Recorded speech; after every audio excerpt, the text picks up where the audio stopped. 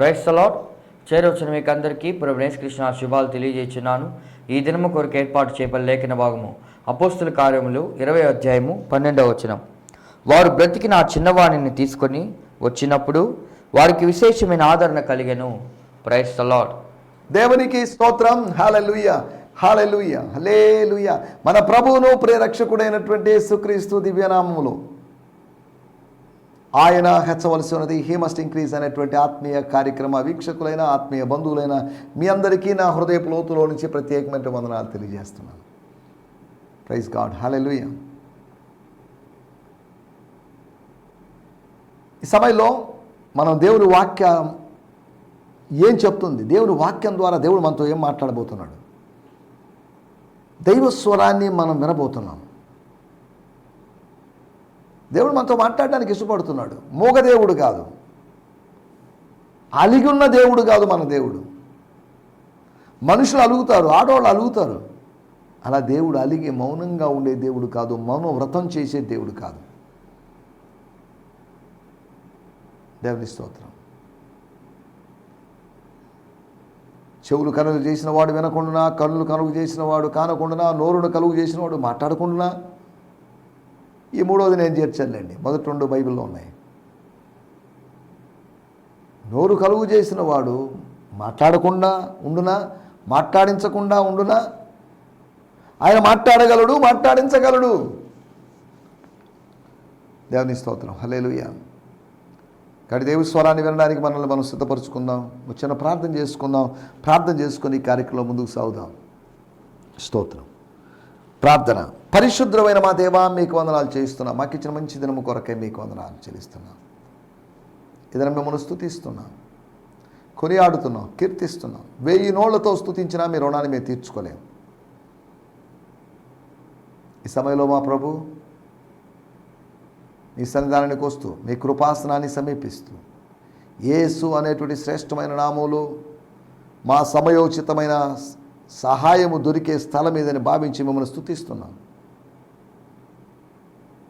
ఈ సమయంలో మా ప్రభువా మీకు వందనాలు చేస్తున్నాం. ఈ కార్యక్రమం చూస్తున్న వారందరి కొరకే మీకు వందనాలు. వారిని మీరు పేరు పేరున మీరు దీవించండి. అనారోగ్యంతో బాధపడుతున్న వారిని మీ సంధానానికి తెస్తున్నాం. వారిని మీరు దర్శించండి.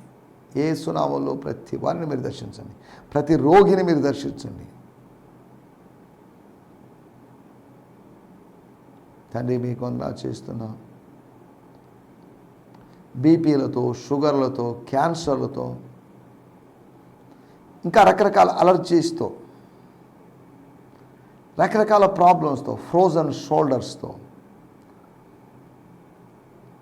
గ్యాస్ ప్రాబ్లమ్స్తో, ఇంకా రకరకాల సైకలాజికల్ ప్రాబ్లమ్స్తో, ఇలా వేరు వేరు సమస్యలతో బాధపడుతున్న వారందరినీ మీ సంధానానికి తెస్తున్నా. మాకు తెలుసు నీ ద్వారా సమస్తము సాధ్యమేనని, నువ్వు సమస్తమును చేయగలిగిన సమర్థుడు అని.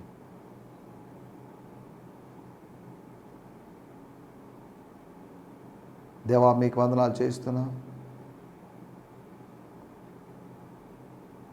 ఈ సమయంలో కొంతమంది ప్రజలు అక్కడక్కడ టీవీలోనూ యూట్యూబ్లోనూ మీ మాటలు వినాలని ఇష్టపడుతున్నారు. వాటిని బట్టి మీకు వందనం చేస్తున్నా.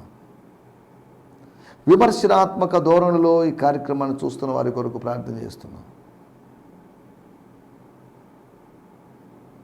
విమర్శల ద్వారా కాదు, కానీ వాక్యాన్ని వివేచించడం ద్వారా, వినిపించబడుతున్నట్టు వాక్యాన్ని వివేచించడం ద్వారా వారి జీవితంలో గొప్ప మేలు మీరు కలుగు చేయమని అనుకుంటున్నాం.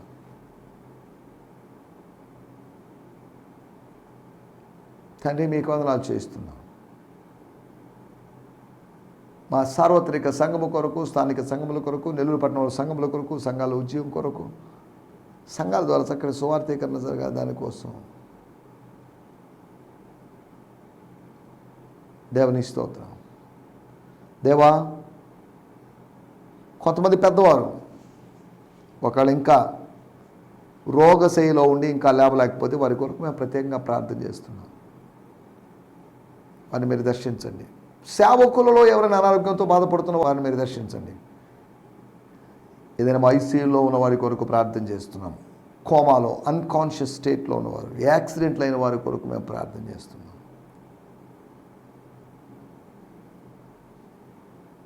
తండ్రి మీకు వందనాలు చేయిస్తున్నాను.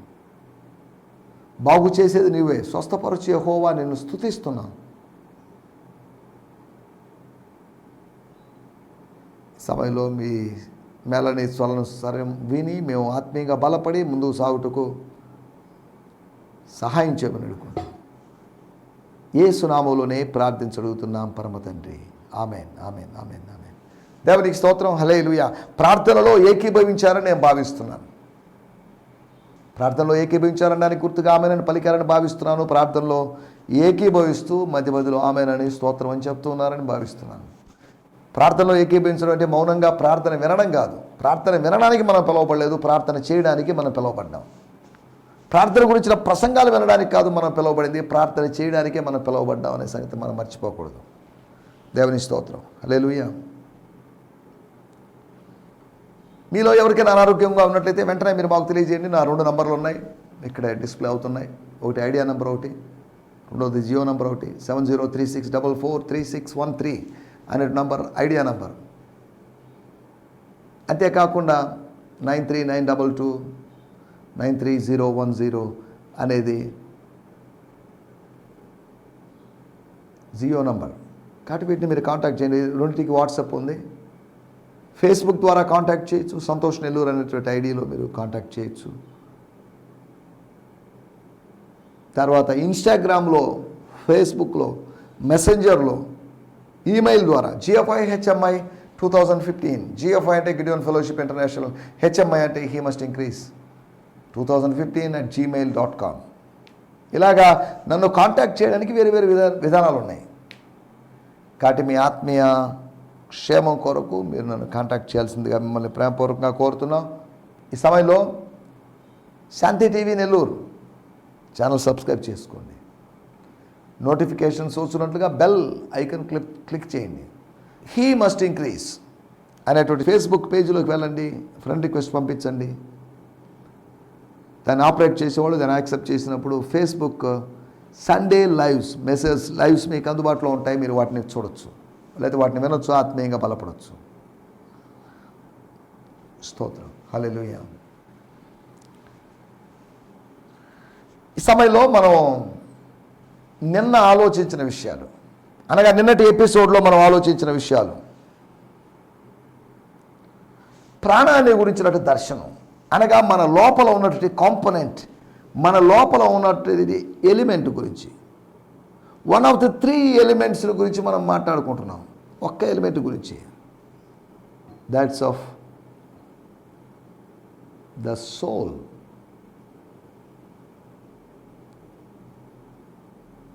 అనగా ప్రాణం ఖరీదంత అని కాదు, ప్రాణానికి ఏం జరిగిందని కాదు. ఈ ప్రాణంతో సమస్య ఉంది, నా ప్రాణమా నాలో నీవు ఎందుకు కుంగి ఉన్నావు? కుంగిపోయే అవకాశం ఉంది, డిసప్పాయింట్ అయ్యే అవకాశం ఉంది, నిరాశ చెందే అవకాశం ఉంది. ఆత్మను గురించి కాదు కానీ ప్రాణం గురించి మాట్లాడుతున్నాడు. ప్రాణమైన ఆత్మైన, ప్రాణము ఆత్మ రెండు పెనవేసుకుని ఉన్నప్పటికీ కూడా దేవుని వాక్యము వాటిని విభజిస్తుంది. విభజించడానికి శక్తి కలిగినటువంటి ఆత్మీయ ఖడ్గం. నిన్న మనం ప్రాణదర్శనం, the vision of the soul గురించి మాట్లాడుకున్నాం. ప్రాణం అతనిలో ఉందండి, మీరు ఎందుకు వర్రీ అవుతారు? ప్రాణం లేకపోతే వర్రీ కావాలి, ప్రాణం లేకపోతే ఆడవాలి. అతని ప్రాణం అతనిలో ఉండగా దాన్ని గుర్తించకుండా మనం ఒక విషయాన్ని గుర్తించినప్పుడు, జీవాన్ని గుర్తించినప్పుడు మరణాన్ని గుర్తిస్తాం, మరణాన్ని గుర్తించినప్పుడు మనం ప్రలాపిస్తాం. దేవుని స్తోత్రం. హల్లెలూయా. ఐతుకు ప్రాణం పోలేదు, దేవుడు నీ ప్రాణం అడుగుచున్నారు, ఈ రాత్రి వారు నీ ప్రాణం అడుగుచున్నారు అని లూకా సువార్త 12వ అధ్యాయం ఉంది. కొంతమంది అడుగుతున్నారు ప్రాణాన్ని. దేవుడు ఈ వ్యక్తి యొక్క ప్రాణాన్ని అడగలేదు. అతడు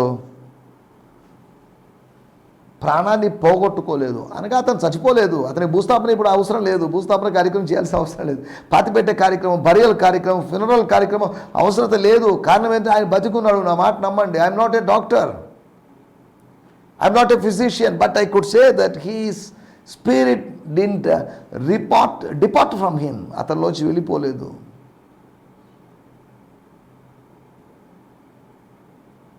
స్తోత్రం. ఒకవేళ వెళ్ళిపోయింటే నరుని ఆత్మ యెహోవా పెట్టిన దీపం కనుక ఆ దీపము ఆరిపోయింది. కొన్నిసార్లు ఆత్మ దీపాలు ఆరిపోతుంటాయి. నరుని ఆత్మ యెహోవా పెట్టిన దీపం. కాబట్టి ఈ ఐతుకు అనేటువంటి వ్యక్తికి దేవుడు పెట్టిన దీపం, ఆ మేడగదిలో అనేకమైన దీపాలు ఉన్నాయి, దాని గురించి కాదు. దీపము లాంటి వాడు, దీపాన్ని కలిగిన వాడు, దీపాన్ని పట్టుకున్నవాడు, జీవవాక్యమును చేత పట్టుకుని జ్యోతుల వలె ప్రకాశిస్తున్నారు. దివిటీల్లాగా, దీపాల్లాగా ప్రాణము ఉండడము, ప్రాణ రక్షణ చేసుకోవడం అనగా ప్రాణాన్ని కాపాడుకోవడం అనగా కోరుకొని పులి నోట్లో తలబెట్టడం కాదు. అక్కడ పులి ఎదురొస్తే మనం ఏం చేయలేము. ఒకవేళ అది మనమే దాడి చేస్తే మనం దాడి చేస్తాం, కౌంటర్ అటాక్ చేస్తాం, డిఫెన్సివ్గా ఉంటాం, ఒఫెన్సివ్గా మారుతాం. ఎవరు గెలుస్తారో చెప్పలేము.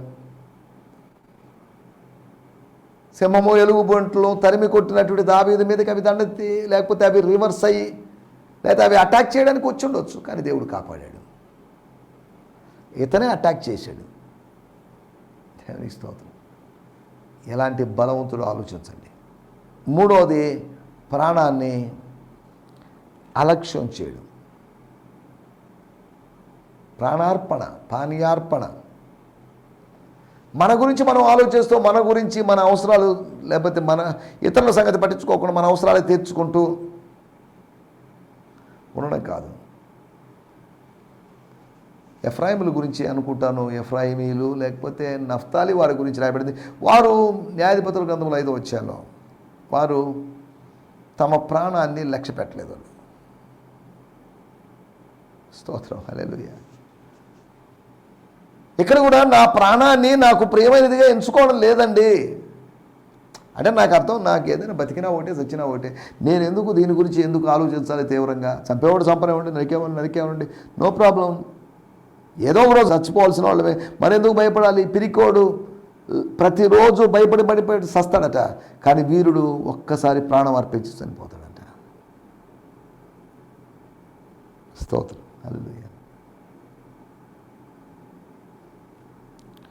మనం ఆలోచిస్తున్న విషయాలు, నిన్నటి ఎపిసోడ్లో మనం ఈ విషయాలన్నీ ఆలోచించాం. తర్వాత 4వదిగా ఒక ప్రాణత్యాగ స్మరణ. యేసు ప్రభువు కలువరి శిలువలో చేసినటువంటి ప్రాణార్పణను స్మరించుకున్నటువంటి, జ్ఞాపకం చేసుకున్నటువంటి, గుర్తు చేసుకున్నటువంటి పౌలు ఆ సంఘ పెద్దల్ని పిలిపించాడు. సార్ రండి, మీతో కొన్ని మాటలు చెప్పాలి. Final words or farewell sermon. ఇదండి మంది యూదా మతం కాదు, మంది యేసు మార్గం. కాబట్టి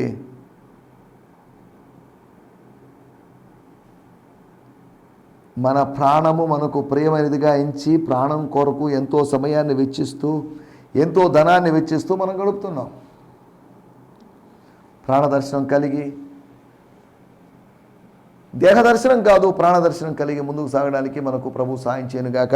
నిన్నటి ఎపిసోడ్లో మనం వీటి గురించి ఆలోచించాం. మనకు సమయం కొద్దిగా ఉంది కనుక అపోస్తుల కార్యములు 20వ అధ్యాయము 12వ వచనం. వారు బ్రతికిన ఆ చిన్నవారిని తీసుకొని వచ్చినప్పుడు వారికి విశేషమైన ఆదరణ కలిగెను. విశేషమైనటువంటి ఆదరణ, ఎనార్మస్ జాయ్. విశేషమైనటువంటి ఆనందం, లేకపోతే విశేషమైనటువంటి సమాధానం, లేకపోతే సంతోషం, ఇంకేదని అనుకోవచ్చు. ఏం జరిగింది ఇక్కడ? సంఘానికి ఏం జరిగింది? త్రోయలోని సంఘానికి ఏం జరిగింది? సంఘానికి ఏం జరిగిందని కాదు, ఒక వ్యక్తికి ఏదో జరిగినప్పుడు, ఒక వ్యక్తి జీవితంలో ఎవరు ఊహించని కార్యం జరిగినప్పుడు, దైవ కార్యం జరిగినప్పుడు ఏంటి పరిస్థితి, దాని గురించి మనం ఏం అనుకోవాలి, లేకపోతే ఏం పాఠం నేర్చుకోవాలి. Filled with enormous Joy they took the boy home alive and everyone was encouraged. Hallelujah, స్తోత్రం. Everyone. సరేలే, దాంట్లో గొప్ప సంగతి ఏముందండి, చచ్చిపోయినోడు బతికాడు, ఏదో మిస్టేక్ జరిగింది, ఏదో అద్భుతం జరిగింది. మీటింగ్ కానివ్వండి సార్, మీరెందుకు ఉంటే మీటింగ్ ఆపుతారు? మీరెందుకు మధ్యలో కిందకి దిగెళ్తారు అని ఒక వర్గం అని ఉండొచ్చు. ఎందుకంటే వాడిని ఎక్కడో వాడు కుర్చీలో కూర్చోకుండా, కింద మీద కూర్చోకుండా కిటికీలో కూర్చుంటే మనం ఎందుకు ఊరుకున్నాం, ఇది మన మిస్టేక్ కదా, వాడి ప్రాణానికి విలువ లేదన్నట్టుగా ప్రవర్తించింది మనమే కదా అని అతను మాట్లాడవచ్చు. స్తోత్రం, హల్లెలూయా. ఇవి నిన్నటి ఎపిసోడ్లో మనం ఆలోచించిన విషయాలు. విశేషమైనటువంటి ఆదరణ కలిగింది అని ఇక్కడ రాయబడుతున్న మాటలు చూస్తున్నాం.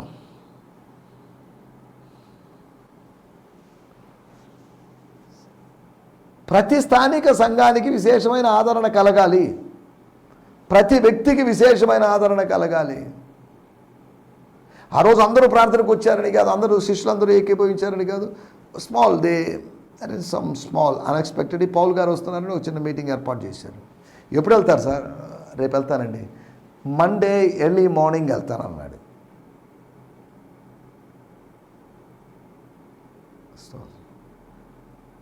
అప్పుడు అరే ఈయన దగ్గర ఏదో ఒకటి చెప్పించుకోవాలి, ఈయన దగ్గర నుంచి ఏదో ఒకటి వినాలి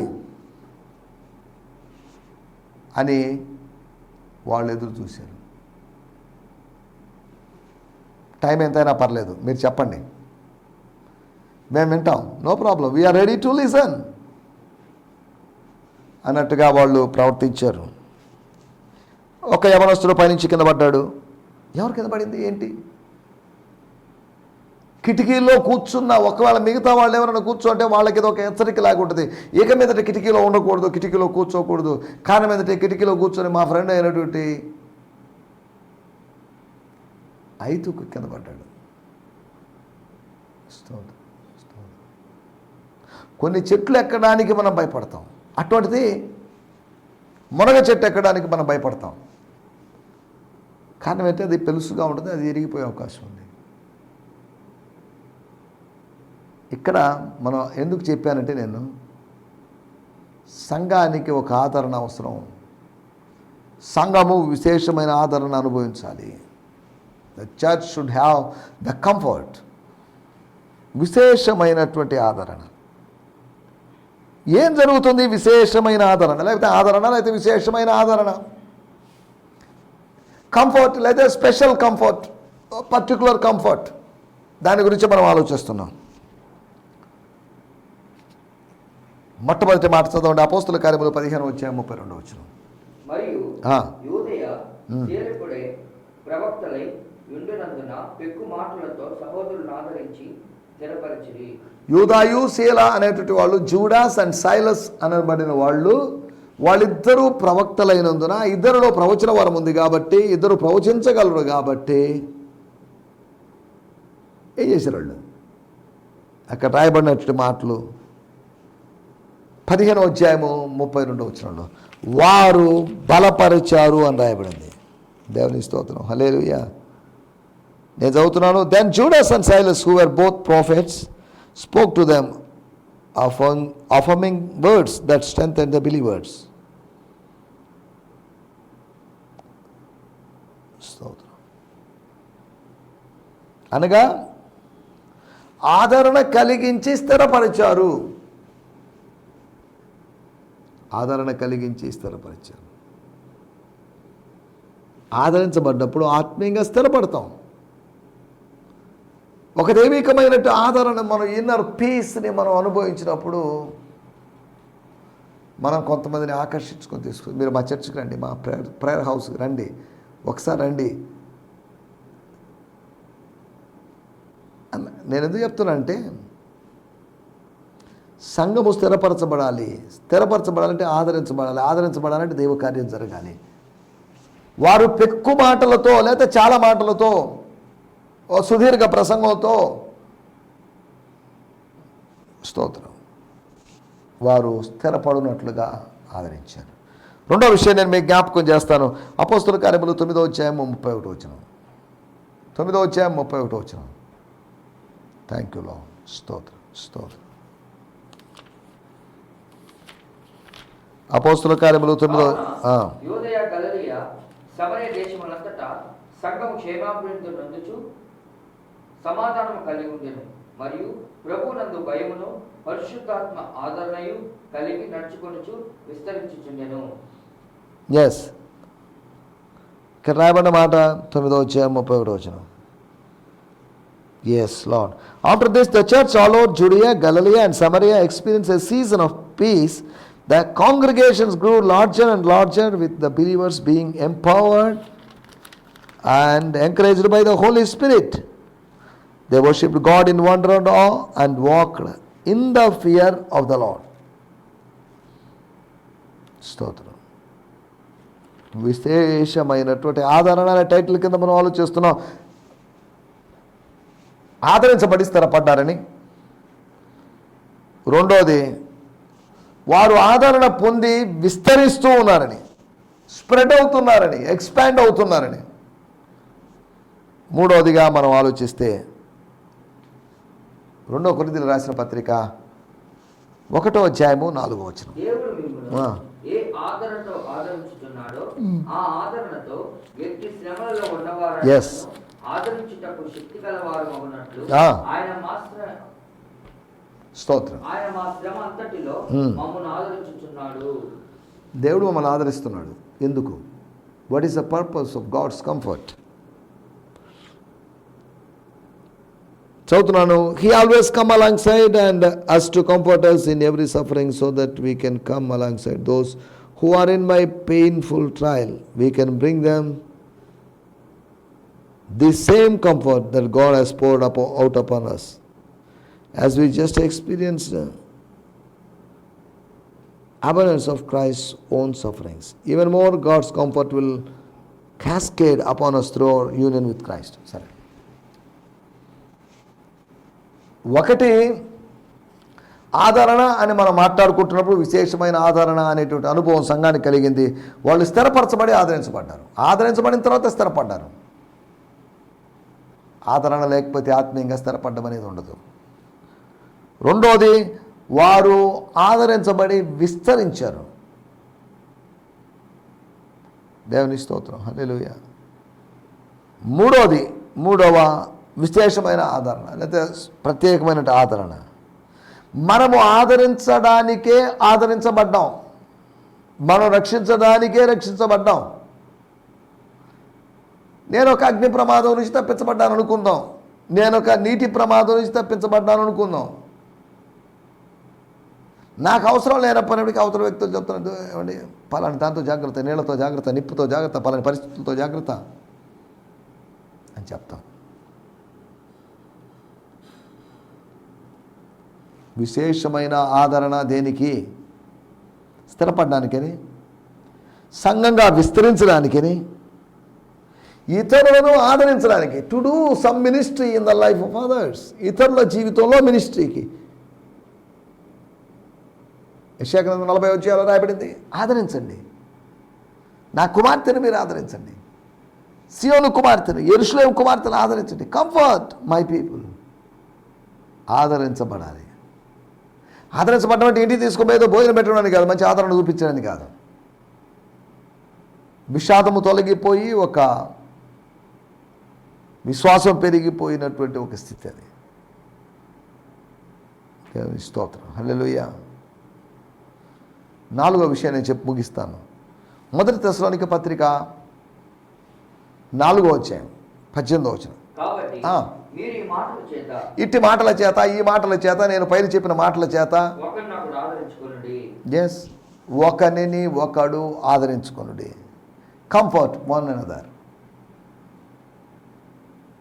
దేవుని స్తోత్రం, హల్లెలూయా.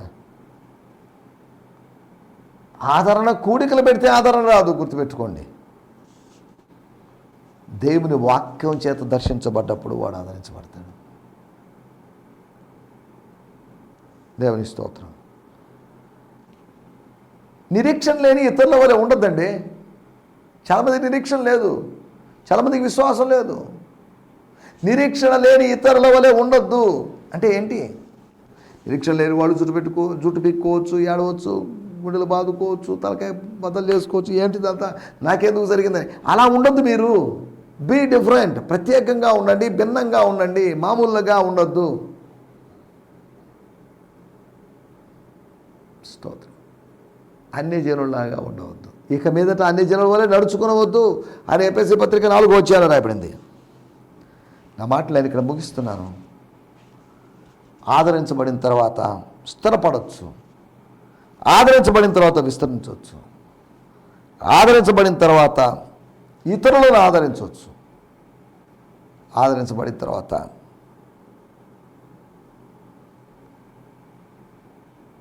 నిరీక్షణ మనం కలిగి ఉండవచ్చు. ఇవి మనం మాట్లాడుకున్న మాట. మనల్ని అన్యుల్లా కాకుండా ఆత్మీయులుగా మనల్ని చూడవచ్చు. ఎప్పుడంటే ఆదరణ అనుభవం, ఆదరించబడేటువంటి అనుభవం. మనుషుల ఆదరణ కాదు, ధనం యొక్క ఆదరణ కాదు, దేవుని యొక్క ఆదరణ. కాబట్టి అటు విశేషమైనటువంటి ఆదరణ అనుభవిస్తూ ముందుకు సాగడానికి ప్రభు మనందరికీ సహాయం చేయనుగాక. మనం స్థిరపడాలి, మనం విస్తరించాలి, మనము ఇతరులను ఆదరించాలి, మనం నిరీక్షణ కలిగి ముందుకు సాగాలి. కాబట్టి ఇట్టి దైవికమైన ఆదరణ మన జీవితాల్లో కూడా కలిగినట్లుగా దేవుడు మనల్ని నడిపించునుగాక, బలపరచునుగాక. ఆమేన్. హల్లెలూయా, లేలుయా. మీ అందరికీ వందనాలండి. ఈ సందేశము మీకు ఆశీర్వాదకరంగా ఉందని నమ్ముచున్నాము. ప్రార్థన అవసరతల కొరకు మమ్మల్ని సంప్రదించవలసిన మా చిరునామా గిద్యోన్ మిషన్ చర్చ్, 6వ వీధి, శాంతినగర్, నెల్లూరు 4, ఆంధ్రప్రదేశ్. పిన్ 524004. మా ఫోన్ నంబర్లు 7036443613 మరి ఒక నంబర్ 9392293010. మా ఈమెయిల్ ఐడి gfihmi2015@gmail.com. దేవుడు మిమ్మును ఆశీర్వదించునుగాక. ఆమేన్.